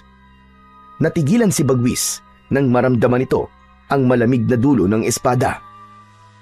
Ibaba mo ang itak mo, Bagwis. Kung hindi, ay hindi ako mangingiming paslangin ka sa iyong kinatatayuan. Pinitiwan ni Bagwis ang itak at nalaglag yun sa lupa. Sinipa ni Dato Pula ang itak, palayo kay Bagwis. Ngayon humarap ka sa akin, traitor ka. Dahil nais kong makita ang mukha mo habang sinasagot mo mga katanungan ko. Huwag kang magtatangkang gumawa ng hindi ko magugustuhan. Dahil papatayin talaga kita. Maraang humarap si Bagwis at nagimbal ito nang makita si Dato Pula. Sa leeg naman ni Bagwis, itinutok ni Dato Pula ang espada. Dato Pula! Buhay ka? Bakit tila ba gulat na gulat ka? Oo, Bagwis. Buhay ako. Buhay na buhay. Ngunit paano ka nabuhay? Ang sabi sa akin ni Manggubat ay pinaslang ka na ng mga alagad niyang aswang. Wala ako dito para makipagkwentuhan sa iyo, hayop ka. Sagutin mo ang tanong ko. Bakit nag-traitor ka sa ating barangay at sumapi ka sa mga mananakop na aswang? Dato Pula, ang pagsanib ko sa kanila ay labag sa aking kalooban. Napilitan lamang ako dahil natatakot ako para sa aking buhay. Nang alokin ako ni Manggubat na umanib sa kanilang puwersa, ay pumayag na ako dahil ayoko pang mamatay. Sinungaling kang hayop ka. Ang sabihin mo, matagal mo nang nais mawala ako sa barangay. May inggit ka, Bagwis. Wala kang utang na loob. Hindi lang kaibigan ang itinuring ko sa'yo, kundi para ko na rin kapatid. Tapos ganito pang igaganti mo. Pagtataksil! Maniwala ka sa akin, mahal na Dato. Sadyang natakot lang ako. Ang totoo ay lihim akong bumuo ng kilusan sa ating barangay laban kina Manggubat. Lihim kong kinausap ang mga kalalakihan sa ating barangay dahil may plano kaming mag-aklas. Lahat kami ay tutol sa pananakop ng mga aswang, Dato Pula. Maniwala ka sa akin, kaibigan. Hindi kita kayang traidorin dahil matali kitang kaibigan at parang totoo kong kapatid. Matalim na tinitigan ni Dato Pula si Bagwis. Sinasabi ng utak niya na huwag siyang maniwala dito, ngunit tinalo siya ng sinisigaw ng kanyang puso. Mas naniwala siya na hindi siya kayang pagtaksilan ni Bagwis dahil para na silang magkapatid. Sa huli ay ibinaba ni Dato Pula ang espada at binalik yun sa kaluban nito. Isang malalim na paghinga ang pinakawalan ni Bagwis na para bang alam na nito na ligtas na siya sa bingit ng kamatayan. Biglang umiyak si Bagwis at walang babala na niyakap nito ng mahigpit si Dato Pula. Salamat buhay ka, Dato Pula. Labis ako nalungkot nung sinabi sa akin ni Manggubat na ikaw ay patay na. Tinapik ni Dato Pula ang likod ni Bagwis at kumalas ito sa pagkakayakap sa kanya. May dahilan kung bakit hindi ako namatay ng gabing yon. Hindi pa ako maaaring mamatay dahil kailangan ko pang palayain ang ating barangay mula sa mga aswang na mananakop. Ngunit paano ka nabuhay? Sino nagligtas sa'yo? Sa ngayon, ay nais ko munang maging lihim kung bakit ako nakaligtas. Nais ko ring humingi ng tawad kung pinagtangkaan ko ang iyong buhay. Sadyang ako ay galit lang sa'yo dahil nalaman ko nga na umanib ka sa mga aswang. Totoong yung nalaman. Ngunit gaya ng sinabi ko, umanib ako sa kalaban upang iligtas ang aking sarili dahil plinano ko na noon na gumawa ng kilusan laban sa mga aswang na yun. Marami na kaming kasapi, Dato Pula. At sigurado ko na mabubuhayan sila ng loob kapag nalaman nila na ikaw ay buhay pa. Salamat sa iyong ginagawa para makalaya ang ating barangay sa mga aswang. Paumanhin kung pinagdudahan kita, Bagwis. Naiintindihan kita, Dato Pula. Wala kang dapat na ihingiin ng tawad sa akin. Nakita kong sitwasyon sa ating barangay. Inaalipin ng mga aswang ang mga tao at labis na nadurog ang aking puso. Dapat ay kumilos na tayo sa lalong madaling panahon para sa isang malaking himagsikan. Sa ngayon ay wala pa kaming kakayahan na maghimagsik dahil kulang pa kami ng mga sandata. Nag-iipon pa kami at lihim kaming gumagawa ng mga armas. Ngunit dahil nandito ka na, mas malakas na ang posibilidad na manalo tayo laban sa mga aswang. Naaalala ko, mamayang gabi ay magkakaroon kami ng pagpupulong. Kung nais mo ay magtungo ka sa aking kubol. Matutuwa ang ating mga mandirigma kapag ikaw ay kanilang nakita. Kung ganun, magtutungo ako sa inyong pagpupulong mamayang gabi. Mas makakabuti kung alam ko ang inyong plano. Ang tunay, Dato Pula, ipapaalam ko na rin sa'yo na nasa tabi ng ilog ang aming kubol. Nag-iisang kubol lang yun doon, kaya madali mong matutukoy kung saan ang pagpupulong. Aasahan ko ang iyong pagpunta mamayang gabi, Dato Pula. At masaya ko dahil buhay ka pa. Bagwis, kailangan ko nang umalis. Magkita na lamang tayo mamayang gabi. Mag-iingat ka. Ikaw rin, Dato Pula. Mag-iingat ka. Bagyang yumukod si Bagwis, saka tumalikod si Dato Pula para maglakad na palayo. Nang makalabas na siya ng gubat, ay nakahinga siya ng maluwag dahil nalaman niya, nakakampi pa rin pala niya si Bagwis. Nawala na ang sakit na nararamdaman niya nung nalaman niya na sumapi si Bagwis sa mga mananakop na aswang. Doon niya napagtanto na matalino talaga si Bagwis dahil naisip nitong linlangin si Namang Gubat upang mas madali nila itong mapatumba. Nang makabalik si Dato Pula sa kubol ni Amang Ato, ay sinalubong siya ng nag-aalalang si Oryang. Dato Pula, saan ka ba nanggaling? Kanina pa kita hinahanap. Hindi ko makita si Amang Ato, kaya wala akong mapagtanungan. Nanggaling ho ako sa ating barangay, Nanang Oryang. Tinignan ko sandali ang sitwasyon doon ng mga tao. Nakakaawa sila, Nanang Oryang. Ginawa na silang alipin ng mga aswang. At may nalaman pa ako sa pagpunta ko ron tungkol kay Bagwis. Nagkita kami, Nanang Oryang. Talaga? Nagkita kayo ng traidor mong kaibigan? Anong ginawa mo sa kanya? Binigwasan mo ba ng suntok sa muka? O ginilitan mo ba sa leeg?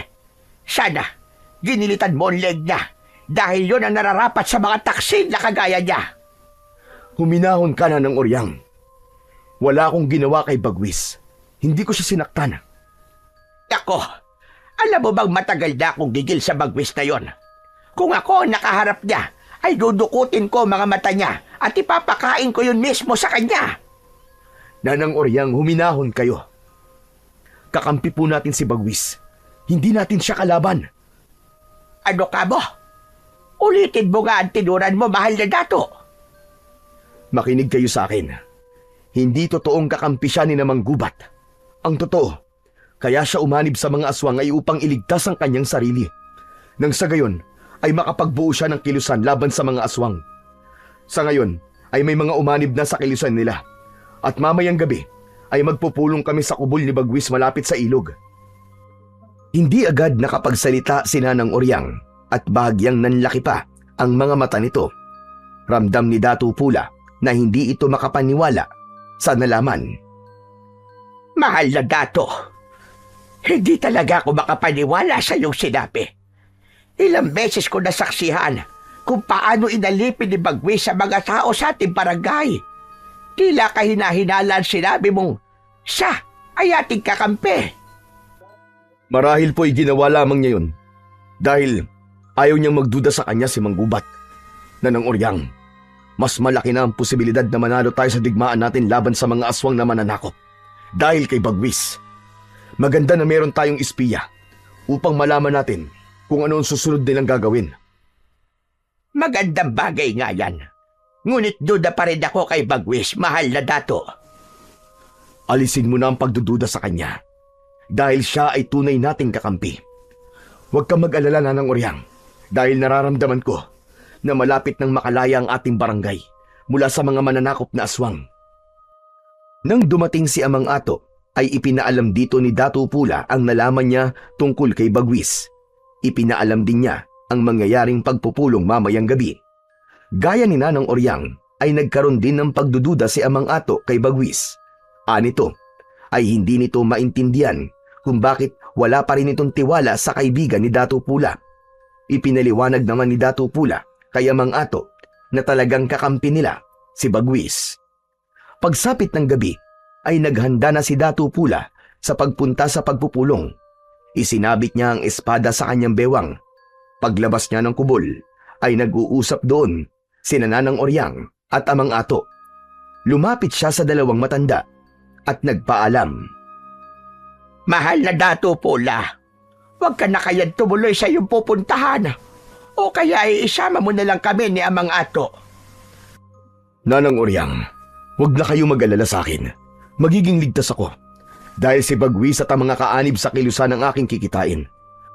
Nararapat lamang na naroon ako sa pagpupulong ngayon upang malaman ko kung ano magiging hakbang namin para mabawi ang ating barangay sa mga aswang na mananakop. Mukhang hindi ka na namin mapipigilan. Kaya't mag-iingat ka na lamang, mahal na dato. Ngunit kapag hating gabi na at wala ka pa rin, ay susundan ka na namin doon. Kayo pong bahala, Amang Ato. Ngunit sigurado ko na buhay ako makakauwi dito. Paalam na po sa inyong dalawa. Matapos ang maikling pag-uusap, ay naglakad na si Dato Pula sa lugar kung saan gaganapin ang pagpupulong. Mabilis siyang nakarating sa nag-iisang kubol malapit sa ilog. Bago siya pumasok doon, ay luminga muna siya sa paligid upang makasiguro na walang aswang sa paligid. Sa pagpasok ni Dato Pula sa kubol, ay napakunot-no siya sapagkat walang kahit isang tao doon. Nagtungo siya sa gitna ng kubol at luminga. Ang tanging naroon ay isang gasera na may sindi. Hindi kaya nagkamali ako ng kubol na napuntahan? Bakit walang katao-tao dito? Nagdesisyon na lang si Dato Pula na lumabas. Natigilan siya nang makitang napakaraming aswang na nakapalibot sa kubol. Agad niyang hinugot ang kanyang espada at inihandaan sarili sa pakikipaglaban. Mula sa kumpul ng mga aswang ay lumabas si Manggubat at habang naglalakad ito papunta sa direksyon ni Dato Pula ay nagbabagong anyo ito hanggang sa tuluyan na itong naging aswang. Ngunit ang talagang gumulat kay Dato Pula ay ang paglitaw ni Bagwis sa kumpul ng mga aswang. Nakangisi ito ng nakakaloko at tumabi pa kay Manggubat. Bagwis, anong ibig sabihin nito? Hindi mo pa rin ba alam, Dato Pula? Nilinlang lang kita. Walang pagpupulong at walang kilusan. Lahat ng yon ay pawang kasinungalingan lamang upang madala kita sa lugar na to. Tama nga si Nanang Oryang at Amang Ato. Hindi dapat ako nagtiwala sa iyong traidor ka. Mahusay ang iyong ginawa, Bagwis. Ngayon ay may kasiguraduhan na ang kamatayan ng magiting na si Dato Pula. Isang karangalan ho ang mapaglingkuran ka, Dato Manggubat. Yumukod pa si Bagwis kay Manggubat. At dahil doon, tapos na ako sa iyo, Bagwis. Wala ka ng silbi sa akin.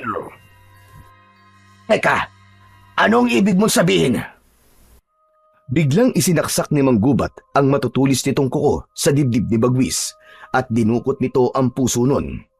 Hindi na nakapagbigay pa ng kahit na anong reaksyon si Bagwis dahil agad na bumagsak ang katawan nito sa lupa. Dinurog ni Manggubat ang puso ni Bagwis sa mga kamay nito at nakangising tumingin kay Dato Pula. Hindi makapaniwala si Dato Pula sa ginawa ni Manggubat kay Bagwis. Nasaktan siya sa pagkamatay ni Bagwis, ngunit alam niya na yon ang nararapat na kaparusahan para sa mga kagaya nitong traidor. Ngayon, ikaw naman ang aking papaslangin, Dato Pula. Hindi ako papayag na magtagumpay ka, Manggubat. Kung meron mang mamamatay ngayong gabi, ay ikaw yon at ang lahat ng mga alagad mo. Matapos yun, ay inutusan ni Manggubat ang mga alagad nito na atakihin si Dato Pula. Mabilis na sumugod kay Dato Pula ang ilang mga aswang. Nanlilisik ang mga mata ng mga yon at tumutulo ang malapot na laway na akala mo ay gutom na gutom. Hinalubong ni Dato Pula ang mga aswang at isa ang agad na napugutan ng ulo. Umikot siya, umatras ng kaunti at saka umataking muli. Bawat hiwa ng kanyang espada ay may kasamang matinding puwersa. Tumatalsik ang mga putol na katawan ng mga aswang. May isang aswang na sumunggab mula sa likod ni Dato Pula. Hinawakan niya ito sa balikat at malakas niya yung inihampas sa malaking bato sa kanyang kaliwa. Nagkabali-bali ang katawan ng aswang. Sumugod pa kay Dato Pula ang ilang aswang. Sa pagkakataon na yon ay ginamit na rin niya ang pambihira niyang lakas. May mga sinaksak siya gamit ang kanyang daliri. May mga tinamaan ng kanyang sipa at suntok. Tila walang kapaguran noon si Dato Pula kahit walang tigil ang pag-atake ng mga aswang sa kanya. At kahit isa sa mga yon ay hindi man lang siya nagawang masugatan. Bawat galaw ni Datu Pula ay may natutumbang aswang. Ang kanyang lakas ay maihahambing sa isang batalyon na mandirigma. Ngunit hindi nauubos ang mga halimaw. Patuloy ang pagdating ng mga yon na parang walang katapusan. Hanggang sa mula sa kung saan ay may narinig si Datu Pula na tunog ng tambuli. At sa kadiliman ng kagubatan ay lumitaw ang mga sulo na may apoy. Isa-isang nagsulputan ang mga mandirigmang buhat sa barangay ni Amang Ato. Tangan ang mga sibat, pana at gulok. Pinangunahan yun ni Datu Bagani na siyang namumuno sa barangay na yun. Hindi makapaniwala si Datu Pula sa kanyang nasaksiyan. Nagtataka man siya kung paano nalaman ni Datu Bagani na naroon siya at nakikipaglaban. Ay hindi na muna niya yon inisip at muli siyang nakipaglaban sa mga aswang. At sa pagkakataon na yon ay hindi na siya mag-isa. Hanggang sa biglang lumitaw si Manggubat sa harapan ni Datu Pula. Walang laban ng mga mandirigmang yan sa lakas naming mga aswang! Huwag kang magsalita ng tapos, Manggubat! Dahil kakainin mo yung sinasabi mo! Yeah! Tapusin na natin ito! Datu Pula! Mabilis na sumugod si Manggubat. Sumalubong si Datu Pula at sinalag niya ang matutulis nitong mga kuko gamit ang kanyang espada. Kumiskis ang kuko ni Manggubat sa espada. Malakas siyang itinulak ng aswang. Napaatras siya at muling umatake si Manggubat. Sa bilis nito ay hindi niya nagawang iwasan ang pagbaon ng mga kuko nito sa kanyang balikat. Sumuko ko na lamang, Datu Pula. Huwag kang mag-alala dahil sisiguraduhin kong hindi mo mararamdaman ang iyong kamatayan. Hindi ako naging dato para sumuko. Ikaw ang humanda dahil kahit kailan, sa ngalan ng aking ama at ang aming mga batala, ay hindi kailanman magwawagi ang kasamaan laban sa kabutihan. Katapusan mo na, Manggubat! Magkakasunod na atake ang pinakawalan ni Datu Pula. Nagawa niyang masugatan sa dibdib si Manggubat gamit ang espada na sinundan niya ng malakas na sipa sa tiyan nito. Napaatras si Manggubat pero ngumisi ito at sa isang iglap ay naglaho ito sa paningin ni Datu Pula. Biglang tumalon mula sa itaas ng isang puno si Manggubat at bumagsak sa likuran ni Datu Pula. Naramdaman naman ni Datu Pula ang presensya ni Manggubat sa kanyang likuran. Mabilis siyang yumuko at sa hangin tumama ang matutulis nitong kuko. Umikot paharap si Datu Pula habang nakaluhod at itinarak niya ang kanyang espada sa tiyan ng pinuno ng mga aswang. Nanlaki ang mga mata ni Manggubat dahil sa pagkabigla. Inikot ni Datu Pula ang espada at hinila niya yon pataas. Mula sa tiyan hanggang sa leeg ni Manggubat ay isang malaking hiwa ang natanggap nito. Sa pagkamatay ni Manggubat ay tila nawala ng direksyon ang mga alagad nitong aswang. May ilan na nagtangkang tumakas, ngunit hindi pumayag ang mga mandirigma at hinabol ng mga ito ang mga aswang upang paslangin.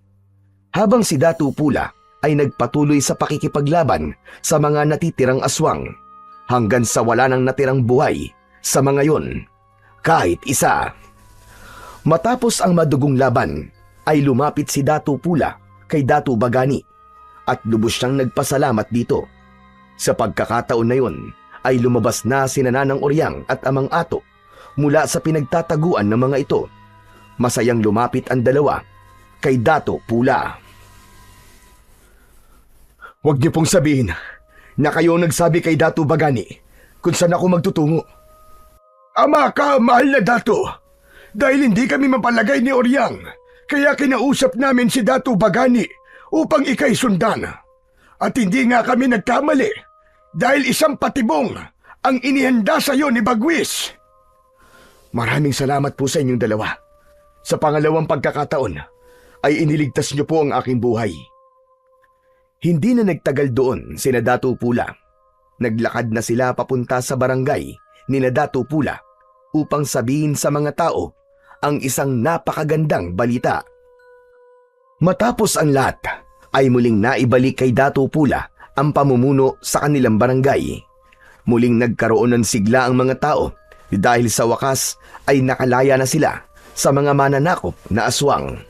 Bumalik na rin ang tiwala at respeto ng mga tao kay Datu Pula.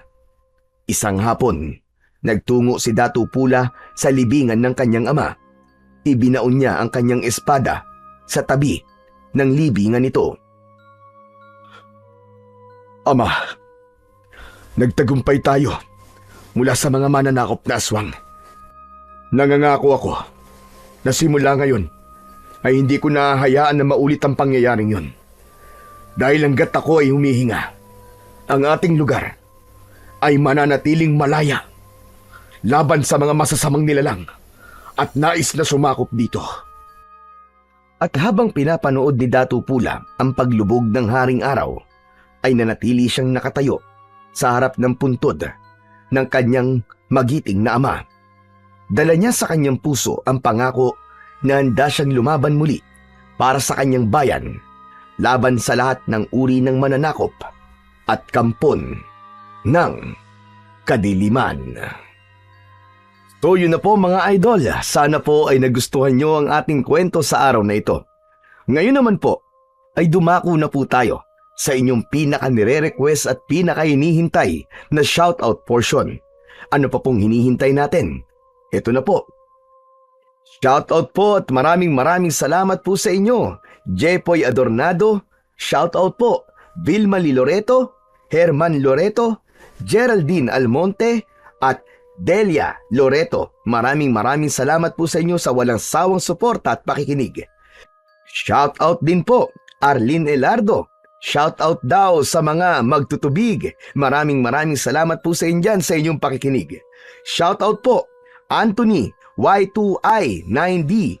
Shoutout po from Paranaque sa Jamit's Eatery. Maraming salamat po sa lahat po ng kumakain dyan. Shoutout po Rosalie Britannico. Shoutout po Rosette Ersando. Maraming salamat sa walang sawang pakikinig. Shoutout po June Padilla from General Trias, Cavite. Shoutout po Jairan Kanja from Manila. Shoutout po Aba Senita from Hong Kong. Maraming salamat po sa lahat po ng mga OFW na walang sawang nakikinig sa akin pong channel. Shoutout po Rip Lonely. Shoutout po sa inyo. Shoutout po Rex Angelu. Maraming salamat po. Shoutout po Christy Odinya from Sapang Palay. Maraming salamat po sa inyo dyan. Shoutout po Reynaldo Arado from Poblacion, Quezon, Bukidnon, Mindanao. Maraming salamat po sa inyo dyan sa mga taga Bukidnon. Shoutout po Carl Cabs from Hong Kong. Shoutout po Sweetie 5659 from Dubai. Shoutout po Jonalyn Marquez from Oman.